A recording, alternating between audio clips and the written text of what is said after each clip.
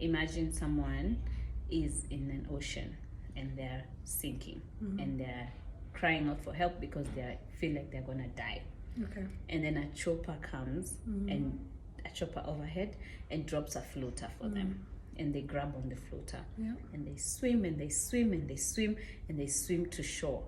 And when they get to shore, the chopper is now waiting for them. So the first thing they will do when they get to the shore is drop the floater and run for safety. Yeah. So what does this say to you in terms of relationships where people come to be floaters?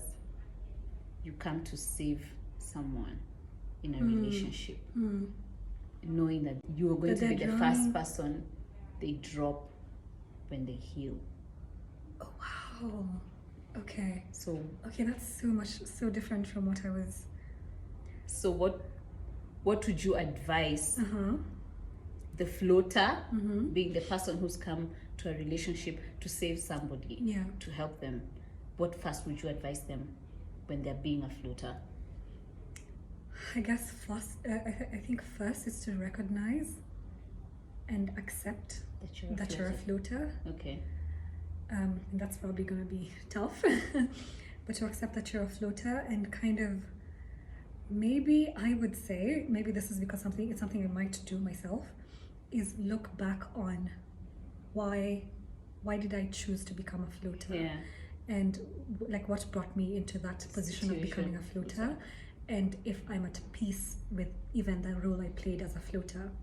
Yeah, and I can let go of, okay, if me being a floater saved this person's life, then that's good enough for me, even if I don't get to stick around past them. Like me, I would say, if you're a floater, make sure it's not a romantic relationship. Because I feel like, because it's really hard because I feel like you can come and save somebody and just be like, you know what, I'm just gonna be your floater, because I know once you heal, I'll be the first person you drop, but I'm okay. Like, I want you to be okay. So I'll be a floater for the sake of. Oh, then that brings a different caveat to it, because then it means, okay, it's either you came in knowing you're a floater, or you found out post saving their life that you were a floater, and that's really the changes worst things. Yeah. But so would you be a floater and not know? Sometimes you could. Then brings me to my second question. How do you identify a person who's sinking? Or how do you identify that in this role, I think right now I'm a floater? Let's say if it's a romantic relationship, how do you be like, okay, maybe you didn't know, maybe you didn't come in as a floater and you're finding out in the process, like, this is not love. This person needs healing more than they need a romantic relationship. So how can you identify that, I think I'm being a floater? How can you identify the sinker? Like, what would they do? There will be patterns, and there will be a sense of dependency. Yeah, that's what I was going to say. There'll be a sense of them needing you, and there'll be a sense of them not feeling like they have the autonomy to help themselves. So that it'll be like almost like you're a guide, or like you're a teacher or a helper, versus we're doing something together. Like we're working together. There's a sense of empowerment that they won't have, because someone who needs to be helped is not able to help themselves. So that's how you know that you're healing someone, and they're different. It depends on the level of help they need. Of the level of how much they know how to swim for themselves. Before you came. Are they even trying to swim before are they just drowning and just I'm drowning?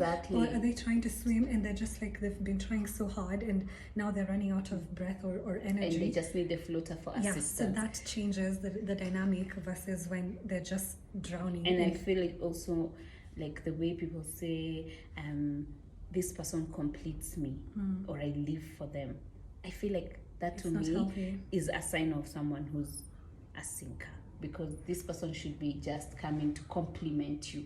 You see, like, the floater should have just come to help you as you swim. Not you're completely drowning and you're completely dependent on me as your floater. And so, and you know what it'll also do for the floater?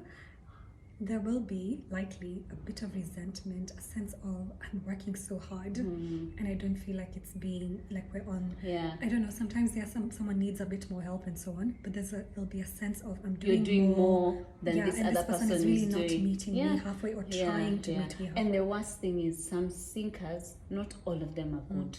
For example, you might Some be a will pull floater. you down if, Oh yeah, okay, you're a floater, you won't be pulled down because Yeah, being okay. a floater means like you've worked on yourself, so Yes. you have some anchor to yourself. But one thing is, some people, they get to the shore and they just don't drop you at the shore. They're so happy to be healed, they throw you back to the ocean. yeah.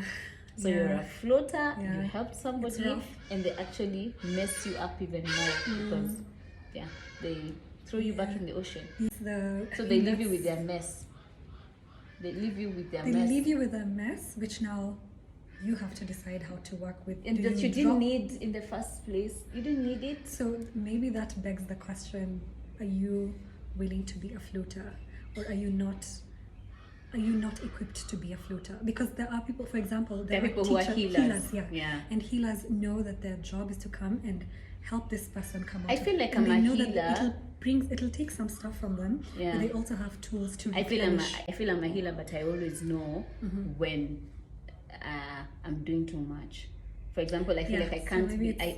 I will never again be a healer in a romantic setting, because when you're a healer in a romantic setting, then you start building such things like when this person heals, this is what we can be. So you're kind of working in a potential setting when you don't know when this person heals, they might drop you. Maybe some But people I will don't run know with if their being floater. a healer is something that you can switch off.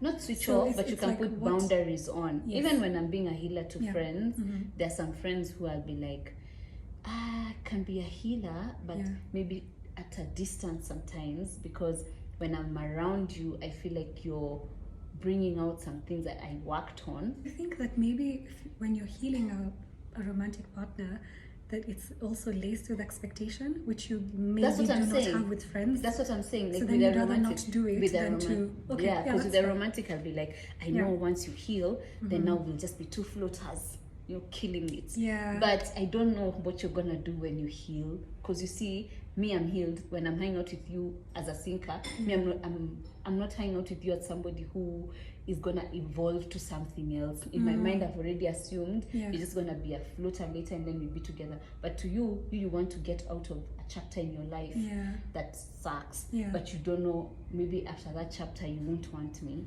Yeah. Maybe the So next maybe version it's- of you won't want me. But you see, in friendship dynamics, it's different because the seasonal friends. I can be a floater for you in a season and be okay with us not like kicking it for a longer time, or just be like, hey, what's up, hi, that's cool.